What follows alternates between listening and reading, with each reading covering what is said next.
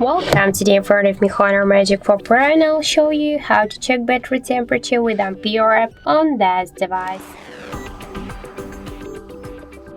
So first we should get the Ampere application from the Play Store. That's why here in the search pull under the Ampere. And now we should get this application. That's why tap to install and wait a couple of seconds while this application downloading and then installing on your device. After that, just tap here to open, click yes I agree, pick close, on the left down corner tap to OK, and now we can see here the information with the temperature of our device battery. In my case that's 34 and 1, and also we can find here more info like the battery level, health, capacity, device voltage, model, Android version, and more other info. So that's it, thank you for watching, and if you find this video helpful, don't forget to leave a like, comment and to subscribe our channel.